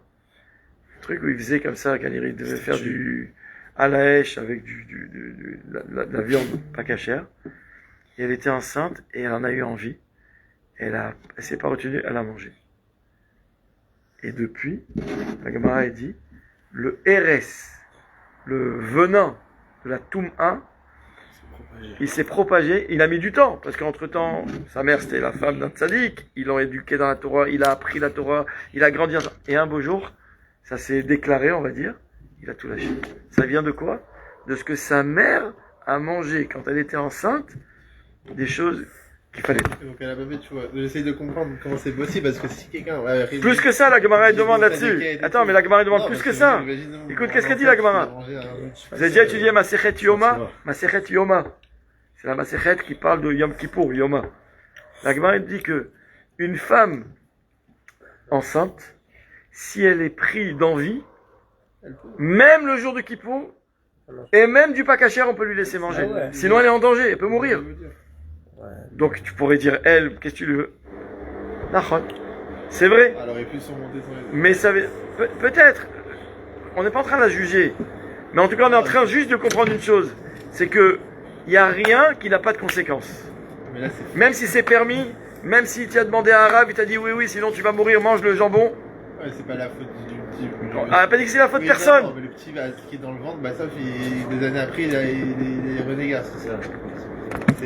Lui, il a rien demandé, il était dans un ventre, D'ailleurs, de là l'importance, quand on a une femme enceinte, de faire très attention de la kdusha de la femme enceinte. Par exemple, les lectures, les films, même si des fois on regarde, mais ça c'est prouvé même, je fais une parenthèse, même scientifiquement. C'est-à-dire que, oublie maintenant kdusha ou pas kdusha. Si une femme pendant toute sa grossesse elle regarde des films d'horreur, qu'est-ce qui va sortir? Non mais c'est vrai ou pas? C'est-à-dire que, écoutez bien, c'est écrit, les Chachamim ils nous disent, le Harizal il dit comme ça, le père, il donne, dans la conception de l'enfant, la Gemara il nous dit, il y a le père, la mère et Akadosh Baruch. Le père il donne tout ce qu'il donne, tout ce qui est blanc dans le corps, d'accord ou pas, le blanc des yeux, le blanc des os, d'accord. La mère elle donne tout ce qui est rouge. Le Harizal il ajoute, il dit, la mère donne les pensées qu'elle a pendant la grossesse. Vous vous rendez compte? Ça veut dire que c'est son vécu de la grossesse. Pourquoi toujours on dit une femme enceinte, il faut faire attention à elle, il ne faut pas qu'elle ait des peurs. Des peurs. Moi je connais quelqu'un qui a des problèmes, qui est un peu plus jeune que moi, qui a des problèmes de vue, le malheureux, mais quand je dis des problèmes, il voit très très mal, il galère vraiment. Pourquoi? Ils l'ont su des années après, parce qu'en fait ils ont fait le lien que quand sa mère était enceinte, sa mère c'est une grande maniaque de ménage, elle a utilisé des produits très, c'est comme on disait avant Pessah, là, les trucs pour nettoyer les fours, les décapes pour les trucs. Personne n'a de problème de vue dans la famille. Juste lui, parce qu'en fait sa mère, pour des raisons, peu importe, je sais pas, elle a beaucoup utilisé ces produits aussi. C'est-à-dire que ce qu'une femme vit pendant sa grossesse, ça va dire que ça a un impact. Une femme qui mange pas cachère pendant sa grossesse. Elisha ben Abouyar, une femme qui voit des films d'horreur, une femme qui voit des films tamés, une femme qui voit, de la même façon, on va nous dire que un enfant, après la naissance, il reconnaît la voix de son père, il reconnaît la voix de sa mère. Pourquoi? Parce qu'il est là, le bébé, l'embryon, il est là pendant 9 mois, il grandit, il fait partie de l'équipe, quoi, il est présent, même s'il est dans le ventre de sa mère, il vit avec, on est d'accord ou pas? Donc s'il vit avec, pourquoi quand il est dehors, tu vas faire attention, lui tourner la tête quand tu regardes une scène qu'il ne faut pas voir dans un film, toi tu la regardes, mais lui tu fais en sorte qu'il... Et quand il est là, tu ne peux pas lui tourner la tête quand il est dans ton ventre. Alors, mais qui te sort, d'accord, il faut faire attention. Et ce que je vous dis, le Shach, c'est un des commentaires du Shulchan Aruch, il dit même qu'il faut faire attention, quand un enfant est petit, de ne pas lui donner à manger pas cachère. Il y a des halachot pour ça, si vous voulez, un jour on les étudiera. Est-ce que je peux donner à un petit garçon, une petite fille, un bébé, je lui donne la soupe viande et après il prend son biberon au lait. Classique ça. Mais je lui ai donné un peu de soupe avec du poulet écrasé, de la viande écrasée, ou d'accord. Il a besoin de manger la viande. Et après je le couche, et hop, donne-moi mon biberon avec le lait. Alors, ça dépend de l'âge, ça dépend du temps. Oui, il y a juste l'âge. Je le fais, je l'avoue. C'est quoi l'âge? 3 ans. D'accord. Ah ouais. Ça va. D'accord. Moi même ça, j'essaie de pas le faire. De dire à ma Non, femme. mais pas aussi. Mais dans tous les cas, attendez, 2 minutes. Mais dans tous les cas, vous entendez? Dans tous les cas, jamais en même temps. Ah oui, bien sûr. Le gosse, il est à table, vous êtes avec la Pkaïla, il a son biberon, il fait ça, il fait ça. Non, c'est d'accord ou pas? D'accord ou pas? Et après 3 ans, 6 heures? Non. 1 heure, je crois. 1 heure. Ah ouais? Ouais. Non, moi j'attends pas. 6 heures. Ah, c'est beau, Michine. Toi ou le petit? Le petit. 6 heures. Je demande à ma femme d'attendre un petit peu. Un petit peu ou 6 heures? 6 heures. Je crois Quel âge il a? Je crois qu'elle fait moins que ça. Quel âge il a? Ouais. 15 ans. Non, bah, c'est moi, c'est pas. Ah, mais des fois, c'est dur pour un... C'est pas que c'est dur. Arrête, c'est quoi? Toute la Siba, c'est quoi? C'est C'est le crinour, quoi, la Siva. Jusqu'à même plus tard, 5, 6, 7 ans, on peut encore te dire. Progressivement, on rajoute du Le temps. crinour, c'est la Siva, c'est le crinour. C'est de lui apprendre à c'est pas- s'habituer à faire des votes. C'est pas que ça, c'est qu'il y a aussi... Pourquoi l'inverse alors ça marche pas, le lait avant la viande? Il peut? Justement. Pourquoi ça dérangerait pas? On doit Ça veut dire attendre une heure, je Fagory. crois. Pourquoi ça ne dérangerait pas de faire ça à l'envers? Mais il peut faire ça à l'envers. Pourquoi? C'est pas logique. Mais nous aussi, on peut faire ça à l'envers. Tu peux boire un verre de lait après manger la Pkaïla. Pourquoi pas le contraire? Si on peut. Non, c'est quoi la Non, ce qui veut dire, c'est tout se mélange dans le ventre. C'est quoi le problème? Non, Redis-le. c'est pas ça la Siba. La Siba, c'est en fait, c'est le temps de digestion. Quand tu bois un verre de lait, Béhémet, c'est comme si tu bois un verre d'eau. Par exemple, dans la halakha, c'est écrit, aujourd'hui on dit que ça n'existe plus, mais ce qui s'appelle Gvina Kasha. Vous savez, les vrais fromages, je suis sûr qu'on peut trouver encore dans les Alpes ou en Suisse, les fromages durs. Non, mais ils disent que même ça aujourd'hui, c'est pas les vrais Gvina Kasha, les vrais, les fromages qui sont. Après un fromage pareil, écoutez bien ce que je vais vous dire, ça va vous faire tomber à la renverse, il faut attendre 6 heures pour manger de la viande. Au prochain, il n'existe plus. Non, mais c'est vrai. Il faut attendre 8 heures pour digérer de la viande. Qui? Compliqué, toi. Donc Bekitsour, Ouais, c'est putain, c'est déjà chaud, en vrai, là on dévie. C'est juste pour dire que le char, ce qu'il veut dire, c'est que on a en tant que parent une responsabilité, parce que, et ça je me permets de le dire parce que je dis chaque fois quand je vais à Paris, mon frère il habite, je suis souvent chez lui, il habite dans le 19e au-dessus d'une école Goy.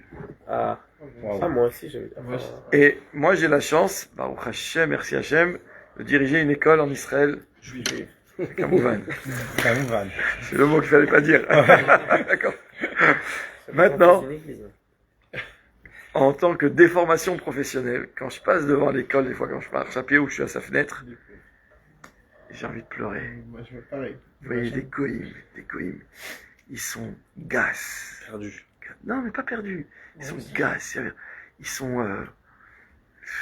Non, ça pourrait paraître raciste, c'est pour ça que c'est dur à dire. Mais quand tu vois à côté de ça un petit enfant juif qui a les yeux brillants, tu rentres dans une école, il a les yeux pétillants, comme ça, et tu vois l'autre. Un goy. C'est quoi le la pshat? vidéo, celle-là. C'est quoi le pshat? On verra pas. Écoutez bien, c'est pas moi qui le dis, c'est les chachamim. Le pshat, c'est qu'est-ce que on mange. Le goy que depuis sa mère déjà enceinte, et lui depuis qu'il est né, il mange shkatsim, urmasim, nevelot ou trefot, tout ce que la Torah dit, al tetam ubaem, venit metem bam. Venit metem bam, il devient boucher. Mais ils sont pas juifs, donc ils sont pas concernés par ça. Peu importe, peu importe. D'accord, ils ont pas le tsivouille, mais ils ont. Juste les lois de Noir. Ce que je veux dire, c'est que c'est comment on dit, l'effet il est là. On leur reprochera, peut-être que c'est ce qu'il voulait Hachem, que les goïms soient pas trop intelligents comme nous. Mais en tout cas, tu peux pas nier que celui qui mange nevelot ou trefot, tout ce que la Torah a dit, on devient ce qu'on mange, bédiouk, on devient ce qu'on mange, comme il dit le Rambam. Ça a commencé, c'est rentré dans la bouche, et ça a fini dans ton cerveau. Donc tu finis par penser comme une vache, enfin dans le meilleur des cas. Ou comme, d'accord, aucun, mais Kitsour. Ça, c'est ce que la Torah, vous savez, je vais raconter une histoire vraie qui est arrivée un jour. Il y avait un monsieur aux États-Unis qui avait une belle situation. Et puis un jour, il est arrivé à un certain âge, un jour, il se sentait un peu fatigué, il commence à faire des bdicotes. En fait, il voit qu'il a une maladie du sang, lo alenu, compliquée. Et les médecins lui disent, à terme, on peut pas vivre comme ça. Et donc, on peut, tous les mois ou tous les 2 mois, vous venez, on fait une analyse de sang, et on vous donne un traitement, mais c'est un traitement qu'on peut faire pendant quelques mois, mais à terme, il faut absolument faire une greffe de sang. Le problème, c'est qu'il faut trouver un donneur compatible, et il s'avère que ce bonhomme, il avait un sang très très très très rare, qu'on trouve pas du tout. Donc, Bekitsour, le gars, il demande à l'hôpital de chercher, il voit que le mois d'après, ils lui refont le traitement, il voit qu'il a toujours pas trouvé, le mois d'après encore, et lui, du coup, il arrive avec des contacts, à parler à la radio, à mettre des affiches dans les journaux, je cherche un sang, machin, un gros truc, greffe de sang, etc. Pikitso. Et un jour, il va refaire encore son traitement, et là, l'hôpital lui dit, c'est la dernière fois qu'on pouvait vous le faire. Là, vous allez tenir encore quelques semaines, soit d'ici là, on trouve un donneur, et on peut vous sauver, soit sinon c'est fini. Et le gars, vraiment, il prie, c'est un juif, hein. Il prie à Kadosh Baruch Hu. Quelques semaines plus tard, alors que la deadline approche pour lui, il reçoit un coup de fil. Un gars qui se met à lui parler en anglais, qui lui dit, voilà, j'habite en Inde. Il dit, j'ai vu que vous cherchez du sang, il se trouve que moi j'ai le même sang. Et j'accepte de vous donner. Il dit, ah, très bien, machin. Et il dit, quand il faut faire ça, il dit, laissez-moi, il appelle le médecin il lui dit, ah, s'il peut venir, il faut qu'il vienne tout de suite, machin. Donc, Bekitsour, il dit, regarde, c'est urgent, le plus il dit, ah, je suis prêt à venir. Et dès demain, magnifique, tout. Mais le gars, il dit, vous savez, moi je suis un commerçant, comme ça il lui dit le gars, l'hindou, là, l'indien. Il dit, je suis un commerçant, et vous savez pourquoi un caillou coûte moins cher qu'un diamant? Parce que ce qui est rare est cher. Il dit, mon sang, il est rare. Il dit, je vous dis franchement, j'ai pas de problème d'argent, mais est-ce que vous êtes prêt à payer? Il dit, oui, c'est normal, c'est un déplacement, je vous paye le vol. Et non, vous n'avez pas compris. C'est pas ce que j'attends. D'abord, évidemment, c'est un vol aller-retour pour moi et ma femme en business, une chambre d'hôtel quelque chose de correct. Et à part ça, il lui demande une somme astronomique pour le sang. Le gars, il se met à lui dire, vous exagérez quand même. Et tout. Il dit, c'est à prendre ou à laisser. Et le gars, il sait que s'il fait pas ça, il va mourir. Donc, il dit, ok, bon. Venez, il dit, pas de problème, ok. Le gars, excusez-moi, le gars, il prend l'avion, il arrive direct à l'hôpital. Et là, ils vont faire, ils doivent endormir les deux. Ils vont faire l'opération. Et là, mais juste avant, le gars, il dit au juif, il dit, il faut payer. Il dit, ouais, ça, je vais vous payer, c'est bon, il n'y a pas. Il faut payer. Maintenant, ce gars-là, il était connu pour être quelqu'un de maladivement radin. Mais un fou. Vraiment, c'est-à-dire, pourtant, il avait de l'argent. Et la preuve, regarde comment il voulait, dès qu'il pouvait gratter de l'argent comme ça. Et Bekitsour, il dit, non, il faut payer avant l'opération. Il dit, ok, pas de problème, il dit, j'ai prévu. Il sort, le gars, il sort, il a une petite mallette, il sort, il dit, voilà, c'est l'argent que vous m'avez demandé. Le gars, il se met à compter avec lui. Il dit, mais il y a la moitié. Il dit, bah oui, c'est comme ça, moi je suis américain dans le business, on donne toujours la moitié avant, au moment où on signe, et l'autre moitié, on solde à la fin de l'affaire. Il dit, mais là, je suis même pas dans les rêves. Il dit, si j'ai pas tout, je fais pas d'intervention, je vous donne pas de ça. Il dit, mais c'est pas comme ça que ça marche le business. Il dit, c'est à prendre ou à laisser, je peux repartir. Et le gars, il demande à son fils, va lui parler, je t'en prie, il est un peu tapé, le gars, parce qu'il laisse son fils essaye, il tombe sur un refus. Et comme l'heure passe, entre-temps, ils ont payé une salle d'opération qu'il faut pas traîner, il y a une assistante sociale qui va le voir. Il dit, monsieur, mais regardez, le monsieur vous a fait preuve de bonne foi, il vous a déjà donné la moitié, vous exagérez, machin, il va vous payer l'autre partie ici. Non, je veux rien savoir. Bassoff, ils font ce qu'il faut, il lui amène, il lui donne l'autre partie de l'argent. Une fois qu'il a tout l'argent, le gars, l'assistante sociale, il dit, bon, regardez, maintenant que vous avez l'argent, vous êtes calme, tout va bien, juste expliquez-moi. Pourquoi vous ne vouliez pas attendre la fin de l'opération pour encaisser l'autre partie? Le gars répond, il dit, parce que je sais une chose, le jour où il va avoir une goutte de sang à moi, il ne va plus me donner d'argent. Ça veut dire, c'est ça qu'il dit le Rambam. Ça veut dire qu'en fait, le sang, pourquoi on dit dans la Torah, shofer dam, shfichut damim, quand tu tues quelqu'un, il y a écrit verser son sang. Pourtant, si je me coupe, j'ai du sang, je ne suis pas mort. Et la main, en fait, on se dit, la Torah le dit, ki hadam hu hanafesh. Le sang, c'est ça la vie. D'accord? Ça, le nefesh. D'accord ou pas? Ça veut dire c'est le niveau le plus bas de la neshama, mais le sang. Donc ça veut dire en fait quand quelqu'un, lo alenu, verse du sang, en fait il tue. Il tue la personne. C'est pour ça qu'il y a écrit par exemple que quand quelqu'un fait honte à l'autre, il y a écrit c'est comme s'il l'avait tué. Parce qu'on dit que quand quelqu'un a honte, tout le sang quitte son visage. Donc en fait c'est comme si tu avais versé son sang. Le sang il n'est plus là. Alors ok, il n'est pas tombé, il n'est pas sorti dehors, il est parti dans le reste de son corps. Donc c'est l'idée. Et ça, la Torah vient te dire, il faut faire attention à ce qu'on mange. Et Bémet, moi, je ne puis que vous encourager à être mitrazek dans ça. Parce qu'il faut savoir que aujourd'hui, on est dans une génération d'abondance. Baruch Hashem. Vous allez à Osharad, à Rami Levi, vous allez à Carrefour ou à Auchan. C'est affolant. Les journaux, vous feuilletez les journaux, il y a des... Tous les quelques temps, il y a la pub d'un nouveau yaourt, d'un nouveau khatif, bamba. Aujourd'hui, j'ai vu, parce qu'enfin, m'a demandé de venir avec elle faire quand j'ai vu. J'ai vu quoi? J'ai vu des bamba, bêta. Barbecue. Cheddar ou barbecue? Non, j'ai vu un truc de fou, j'avais jamais vu. Betam, lechem batzal. Non, lechem imchoum. Voilà, j'ai vu ça. Lechem imchoum. C'est pas chaud. Hadash. Lechem tam, lechem imchoum. Ouais, Enfin, là, vous savez, d'accord ou pas? Donc, lo chasser. Mettez-vous une seconde à la place de vos enfants qui voient ça.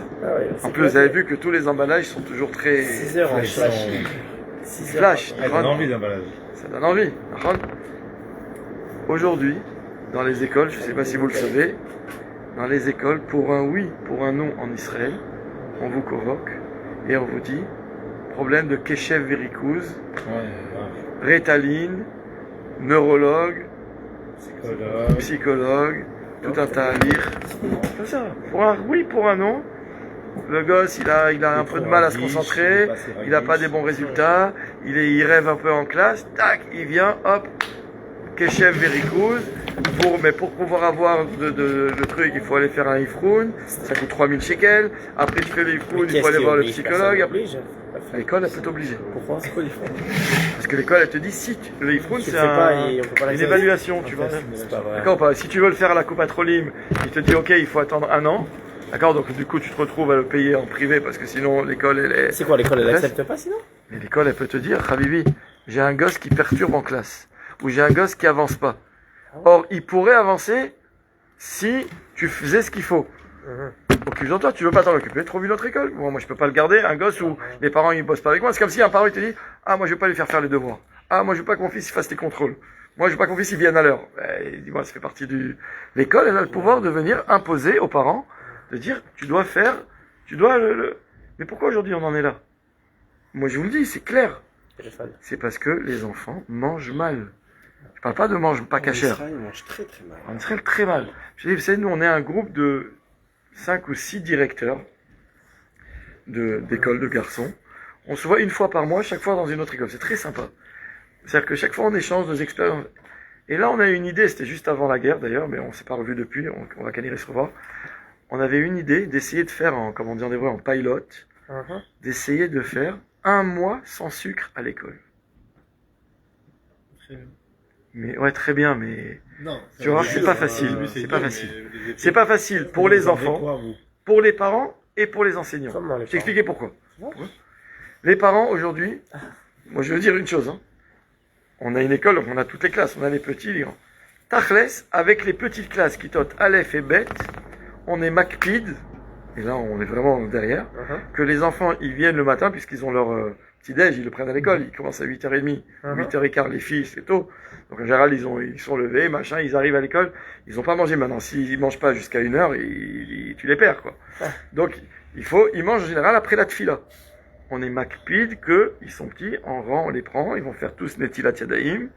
Après ils rentrent, après ils mangent, ils font Birkat Amazon, ils mangent du pain, ils doivent manger avec un peu de fromage. Il y en a qui viennent avec du chocolat tartiné, des trucs, d'accord ou pas? Maintenant, ça c'est Kitot Aleph Bet, parce qu'on est derrière. Les classes un peu plus grandes, où celui qui est grand il veut faire Motzi, il fait Motzi, celui qui est grand. Les gosses, ils viennent paquet de biscuits à 9h30, 10h le matin.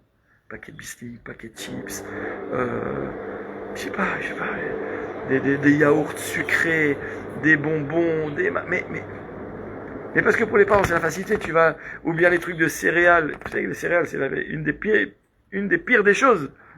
On vous dit c'est bon pour les enfants les céréales, c'est plein de sucre, c'est bourré de sucre, d'accord ou pas? Et là aujourd'hui en plus ils vous vendent la petite boîte là avec le petit truc de lait, le céréal, machin. D'abord nous on veut pas parce que des fois ça fait des concurrences, les enfants ça coûte cher. Pas tout le monde peut payer ça, d'accord ou pas? Mais on peut pas tout gérer. Les enfants mangent très mal. Sans compter qu'après, il y a la récré, le gosse sort, hop, une gaufrette de la poche. Et quand il veut faire une petite pause, il veut manger un truc grignoté, il sort pas une carotte. Et il sort pas un concombre. Qu'est-ce qu'il sort? Il sort une gaufrette, il sort un khatif chocolat, ou il sort un paquet de trucs. Donc pour les parents, déjà, ça va être dur, parce que du coup, il faut leur faire des vrais goûters, il faut leur faire des vrais repas, des choses barils. C'est-à-dire, quand je dis, je te dis pas de leur donner du quinoa ou du machin. Mais préparer leur menu avec le budget. Mais on n'a pas le droit, on n'a pas le droit. On n'a pas le droit. Non. Oh, bon, la chose. Pourquoi vous pensez que ça Surtout si c'est influence trop bas. Pourquoi vous pensez que ça influence le Keshev et Rikouz des enfants? Ok, Mais c'est ce certes. qu'il te dit le Rambam. Ok, certes, ça rentre Ça dans le monte au sang. cerveau. Ça mais monte au pourquoi cerveau. Ça, c'est après Mais c'est Bémet, c'est prouvé. Et le Oui, sucre, bien sûr, tu deviens dépendant et ton comportement prouvé. change. Oui, mais pourquoi, quel rapport entre Il y en a le qui sucre, mangent pas certes, bien. ça vient, ok, on a parlé des nourritures pas cachères, des animaux pas cachères, mais quelle est la différence entre quelque chose de très sucré ou quelque chose de plus baril? C'est prouvé que plus on mange des trucs manufacturés, Ok. non, dans l'autre sens, ça veut dire transformés, sucre, il y a dedans des tonnes de sucre. Tu sais comment tu lis une étiquette? Tu sais, C'est la gommette maintenant. Non, mais- Non, aujourd'hui il y a ça, mais Bichlal, même quand tu lis le Mifrat, il faut savoir que c'est toujours écrit dans l'ordre de pourcentage. C'est-à-dire, par exemple, du pain, c'est écrit ok. farine, et juste après écrit sucre. C'est-à-dire qu'après la farine, le plus qu'il y a, c'est du sucre. Ok. Ou tu vois, mais c'est une catastrophe. Donc, plus on mange de sucre et de gras, plus le sang il est épais. Plus l'enfant il est lourd. Mais ça ne rigole pas. Le sang il circule plus lourdement, l'enfant il est moins réactif, l'enfant il est fatigué, c'est pas shoot. C'est pas shoot, c'est vadaï que quand on mange bari, on est plus dynamique. J'en ai fait l'expérience, ça vient. Moi avant je faisais pas attention et après je me suis pris en main. C'est pas shoot qu'on est plus dynamique. Les enfants, avant on faisait un tioul. Quand je dis avant, c'était il y a 20 ans. On faisait un tioul, les gosses, on les prenait. On faisait un masloul dans le nord, ils étaient comme des fous. Aujourd'hui, si vous les amenez pas à un Luna Park, ils vous font la tête. Pourquoi? Ah, encore on va marcher, Rav. Ah, mais tu marches quoi avec un petit sac à dos sur ton dos? C'est le kiff, regarde, il fait bon, c'est la nature. Ils veulent plus. Ils veulent plus. Pourquoi? Parce qu'ils n'ont pas de force. On fait grandir une génération sans force. Sans force. Et une des choses, moi je pense qu'il y a plusieurs choses. D'abord, la première des choses, c'est que les parents n'ont pas de force aujourd'hui. Et tout vient de là. Ils n'ont pas de force pour résister face à leurs enfants. Ils n'ont pas de force. Une mère, elle n'a pas de force pour poser son portable et faire des vrais repas. Donc du coup, hop, on sort une pizza surgelée, on la met au four. C'est pourri. Mais Rila, tu fais... De temps en temps, tu te dépannes, tu fais un truc comme ça. Ça coûte cher aussi de l'alimentation. Et les dentistes, ça coûte pas cher. Et les docteurs, ça coûte pas cher.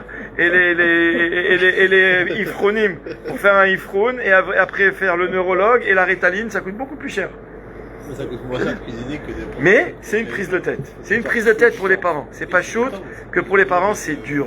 C'est une charge. La mère, elle doit penser à un repas. Menu tous les jours. Moi, j'écoute mes collègues, ils se font pas chier, ils font schnitzel. On est tous contents. Non, mais tout le monde fait ça. Tout le monde fait ça. Hop, tu ouvres, tu sors du congèle au micro-ondes ou dans une poêle quand t'as un peu plus de temps. Ouais, ça, mais ils mangent aussi une tonne de. Les enfants, ils mangent pas bien. Ils sont tous seuls à la maison le midi. Je sais pas, moi, je vois plus le. Je vais pas mentir, je vois plus le monde français. Oui, français, oui. Français, en Israël. Hein. Mais votre école n'est pas israélienne? Si, mais c'est plus les Français dans ça. C'est vrai que les Israéliens, ils viennent avec 2 tranches de pain, une gvina tsuba au milieu. Parce qu'ils ont accès maintenant à du cachet qu'ils n'avaient pas avant, donc. Peu importe, on n'est pas en train de les accabler ou de les juger. Shura tartona, comme on dit, d'accord ou pas? Tachles, comme on dit en hébreu. Les enfants, ils mangent mal. Et les enfants, ils mangent mal. Et les enfants, ils apprennent mal. Et les enfants, ils grandissent mal. Et les enfants, ils sont en surpoids. Et les enfants, ils sont moins performants. C'est terrible. C'est terrible. Vraiment, Donc, Bekitso, on a eu l'idée. Mais j'espère, moi, j'ai vraiment envie de le faire.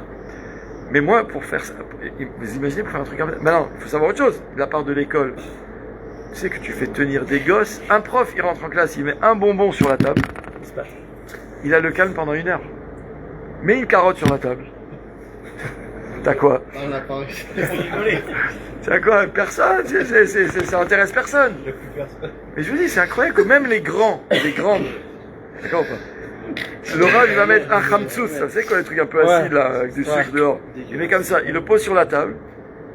Des jeunes filles ou des jeunes garçons qui ont 13-14 ans, tu les tiens pendant 1 heure. Le plus sage, il aura ça à la fin. Maintenant, il en a peut-être dans son cartable.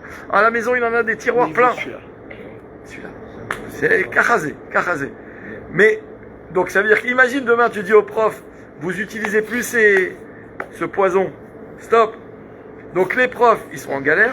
Les parents, ils sont en galère. Et les enfants, c'est les plus miskénim. Non, c'est vrai. Mais je rêve de le faire. Et Blieder, je vais essayer de le faire. C'est qui vont voir les bénéfices de ça. Est-ce qu'il y a des enfants, parce qu'au final, vous faites ça pourquoi? Pas pour qu'après, ou pas. Il y a des enfants qui vont dire, je me sens mieux. C'est une expérience. Pilot. C'est quoi André, on KPI? un test Je sais pas, on est en train de l'élaborer. T'as raison. Ça m'intéresse. C'est dur de un test contrôler. d'effort avant-après. Peut-être. Bon, Bekitsour, tout ça c'est on s'est un peu éloigné, mais vous savez ce qu'il dit le Messilat Yesharim? Rabbi Moshe Chaim Lutzato, le Ramchal. Il dit là-bas dans Messilat Yesharim, il dit que quand on parle de tous les aliments de kasher et pas kasher, etc., il dit, il faudrait imaginer que chaque fois qu'on a un doute sur la cacheroute d'un aliment, c'est comme si on avait un doute est-ce qu'il était empoisonné ou pas. Imagine maintenant, toi je te mets sur la table un chocolat qui te donne envie, un emballage de ouf, et tu me dis mais c'est quoi le Hercher? Ça va, je sais pas. Toi tu dis bon c'est quoi, viens on réfléchit. Au pire, Est-ce que ça a été vendu pour Pessah? Bon, je crois que le gars, il est un peu religieux, je pense que oui. Après, bon, du halavakoum, il y a tel rave qui permet. D'accord? Comme ça, on raisonne. Bah, sauf, tac, 2 minutes après, tu l'as mangé. Imagine maintenant, je te mettais le même chocolat, je te dis, regarde, je crois qu'il est empoisonné, mais si tu risques pas beaucoup, tu vas le manger? Pourquoi pas? Pourquoi pas? Parce que tu joues pas avec la vie. Eh bien, le Ramchal, il te dit, c'est la même chose. Si t'es pas sûr à 100% de la cacheroute rigoureuse d'un aliment, tu ne le touches pas. Imagine qu'il y avait un tout petit rachache, qui a un tout petit peu de poison et qui peut te mettre KO. Je ne touche pas. Et il te dit là-bas, ve'im ou ochel ou choté. Quelqu'un qui mangerait, s'il y a un petit risque du poison, c'est un fou. C'est un débile. Et pourquoi nous, sur les cacherouillottes, on est... Et moi, je dis, j'ai un frère qui travaille dans la cacheroute. Il m'a dit, il faut savoir que même dans la cacheroute, les cacheroutes qu'on voit dans les macolettes en Israël, il me dit, tu sais même pas, c'est pas toutes les cacheroutes qui sont à haut niveau. Il m'a dit, par exemple, lui, il avait rencontré, parce que lui, il habite en Koutsaret, donc il travaille pour des cacheroutes d'Israël, il va valider des usines. Il me dit, la seule cacheroute que j'ai vue qui est à toute épreuve, c'est le Badat Aïda Haredit. Vous savez, le fameux Badat Aïda Haredit. Vous savez, c'est la couronne, là. Ouais. Il me dit, ça, c'est un truc de fou. Il me dit, avant de valider une usine pour des chips, il y a des trucs plus compliqués, hein. Les chips, c'est des pommes de terre. En Koutsaret, il n'y a pas de problème de mitzvot lié à la terre. C'est pas comme en Israël où il y a les tromot, donc on parle. Et l'huile, une fois que l'huile, c'est la bonne huile. Mais après, il vérifie. Il me dit, si tu sais, il m'a montré, hein, les rapports, des pages et des pages de rapports. Il prend des photos, il filme, il leur envoie un truc. Des mois, ça passe, et tous les rabbins. Ils ont une équipe au Badat, c'est que des chassidim, hein. Ils ont une équipe de chimistes. Et des gars, c'est des, laisse tomber, des pointures. Il me dit, mon frère m'a dit, sache qu'il y a même des fois, les gars dans les usines, qui leur posent des questions aux chimistes, ils sont babas, parce qu'ils parlent anglais, ils sont babas de leur niveau de connaissance. Un truc de fou. Et ils sont à Mea Shearim, tu vois, dans des locaux pourris, avec les petites sites dehors, les salles et les vestes longues, les grands chapeaux, là, trucs de chassidim. Et ils ont une équipe, des équipes qui tournent 24 heures sur 24. Parce qu'il dit, s'il y a n'importe quelle question d'un mashgiach au bout du monde avec le décalage horaire, ils sont toujours présents pour répondre. Toujours présents. Et ils n'ont pas de problème d'argent. Parce que c'est vrai que c'est un peu plus cher, leur produit. Mais c'est voulu, c'est pas que pour en mettre dans les poches. Parce qu'ils te disent, si on doit à n'importe quel moment envoyer une équipe au bout du monde, avec des avions, des vols qui coûtent cher, machin, on n'hésite pas. Tu vois, quand c'est fait comme ça, tu te dis, tu manges des yeux fermés. Mais quand tu vois, moi je connaissais quelqu'un qui travaillait dans des trucs de cacherouillotte. Moi je me rappelle quand on était Bachour, des fois on a parlé avant Pessah du fameux problème de Matzah Ashira. Vous savez c'est quoi Matzah Ashira? C'est des gâteaux faits avec de la farine pendant Pessah, mais sans eau. Ça veut dire que c'est fait ou avec du jus de raisin ou avec du jus d'orange. D'après Shulchan Arour, c'est permis. Mais on le fait pas, pourquoi? Parce que c'est tellement rachok. Qui te dit que dans le jus d'orange que tu mets, est-ce que c'est toi qui as pressé les oranges ou tu as acheté le jus d'orange dans lequel il y a écrit 100% jus d'orange? Mais qui te dit qu'il n'y a pas une goutte d'eau qui est tombée? Et c'est pas Batel Béchichim, ne dis pas, c'est Batel Béchichim, non. S'il y a une goutte d'eau, avec les papuchadors. voilà, pendant Pessah, c'est un problème, d'accord ou pas? J'ai entendu que d'Afka, la marque Papuchado, il y a un rave qui a dit, c'était filmé, il a dit qu'il fallait pas manger Papuchado pendant Pessah, Papuchado l'a attaqué pour 3 millions de shekels. Il n'y a pas une histoire où Là, cette année-là, après Pessah. Alors c'est ce qu'ils disent, Papuchado. Il y a jusqu'à aujourd'hui, il y a la Hashgacha de Rav Ovadia Yosef. Oui, mais ils disent sur que Papuchado. il l'a mangé. Je sais pas. Je sais pas. Moi, je l'ai pas vu manger. Eux, c'est ce qu'ils disent. Si Rav Ovadia Yosef il a mangé, c'est que c'est cachère. Mais moi, je parle pas de Papuchado. Moi, je me rappelle quand j'étais à la Yeshiva, on rentrait en France pour Pessah. J'avais des copains pendant Ben Azmanim, on était en vacances. Avant Pessah, ils aimaient bien se faire un peu d'argent, ils allaient travailler. Ils allaient travailler dans toutes les petites pâtisseries cachères qui faisaient ça. Les copains, ils me disaient, c'est assourd. Il me dit, on vend du chametz. On se lave les mains, on les essuie pas bien. Les gars, d'abord, sans compter les œufs qui cassent, ils vérifient même pas les œufs. Ils essuient pas les kélim. Imagine, ils doivent mettre du jus d'orange pour faire un mélange. Ils n'ont pas essuyé, il y a encore de l'eau dedans. Mais qu'ils sortent des trucs. Alors, donc, comment, après, tu dis, ah ouais, moi j'ai mangé Beddin de Paris, j'ai mangé cachère. Et je juge pas le Bedin de Paris, je juge pas. C'est impossible. Bien fait. Alors ils vont me dire c'est assaut. C'est ce qu'ils ont fait le Badat, ils ont dit voilà. Les matzah Ashira, on mange pas. Pourquoi Badat? Alors il y a plein de mafiotes qui sont Badat. Des fois c'est des gens qui sont pas religieux. Je peux t'assurer que si c'est Badat à Eda Haredit, parce que Badat, moi aussi je peux dire Badat, Ariel Bijawi. Je ferai Badat aussi. Et je vais dormir et. Si c'est le fameux, on peut le montrer après, je te montre le fameux logo. S'il y a leur logo, tu peux manger les yeux fermés. Même si les gens dedans ils sont Même pas si religieux, les gens- et qu'ils sont même pas Shomer Shabbat. Tu connais pas l'histoire d'un jour, un gars il rentre dans un restaurant et il voit le gars sans kippa qui dit je te fais un shawarma, tiens prends. Le gars il est pas tranquille, il dit c'est quel cacheroute? Il montre, il y avait une grande photo de Baba Saleh. Il dit comme ça, il dit si c'était Baba Saleh qui me servait et ta photo, j'aurais été tranquille. Mais toi qui me sers et la photo de Baba Saleh, je suis pas tranquille. Si à part Badat, qui est le premier, il y aurait deuxième ou troisième qui Oui, serait- bien sûr, bien sûr. Il y a le Badat Bet Yosef, Ah, Marfoud. il y a Marpoud, il y a, bien sûr, Vadaï. D'accord ou pas? Mais ce que je veux dire, c'est que quand on voit, aujourd'hui, on va à les carrefours, même en Israël, des fois, vous voyez des gâteaux, machin, tu sais pas, halavakoum, pas halavakoum. L'histoire du lait pas surveillé. D'accord ou pas? Le Nutella. Alors aujourd'hui, on trouve le Nutella vegan, d'accord pas, qui vendent même à... Très bon. Ouais, il paraît qu'il est bon, il paraît qu'il est bon. Ouais, il y a pas de lait blanc. Je vais essayer. Ah, il est excellent. Mais, Je n'avais pas appris ça. C'est dommage. mais, non, mais je vous dis, maintenant je ne vais pas vous bouleverser vos vies, Plus cher. mais le Khalav Akoum, c'est l'eau pachout. Alors aujourd'hui on va dire, ouais, mais c'est impossible que ce soit du lait de jument parce que ça doit être écrit, c'est... Si les Chachamim ils ont dit qu'on ne mange pas du Khalav non surveillé, c'est pas pour rien. Pas pour rien. La preuve c'est que quand tu veux manger un fromage, tu vas regarder quand même la Hashgacha. Nachon ou pas? Pourquoi? Parce que tu veux être sûr. Et tu sais tout ce qu'il peut y avoir comme problème dans un fromage? C'est-à-dire, Bekitso, encore une fois, on avance par étapes dans la vie. Les gros changements, ils sont durs à faire. Surtout quand on a une famille, on doit traîner tout le monde derrière nous et il faut pas aller à 2 vitesses. Non, c'est vrai, parce qu'il faut pas repousser. Mais ce que je veux dire, c'est qu'il faut se mettre un goal. Se dire, tu sais quoi, j'aimerais un jour y arriver. À manger que Badat, à manger que Marpoud, ne plus manger de Khalavakoum, ne plus manger. Et aujourd'hui, je vous dis, vous allez dans n'importe quelle grande surface et vous trouvez des biscuits qui viennent de je sais pas quel pays avec un truc écrit en hébreu. Ah, c'est bon, il y a écrit kasher. Vous savez, moi, je me rappelle quand on était petit, on habitait dans Montmartre là-bas, il y avait une boucherie kasher ouverte le Shabbat. Et je me rappelle un jour, j'avais demandé à mon père, j'ai dit, ben ouais, je crois que c'est écrit kasher en grand. Il m'a dit, non, tu connais pas l'arnaque? En fait, il a fait un jeu, en fait, il a écrit Bassar.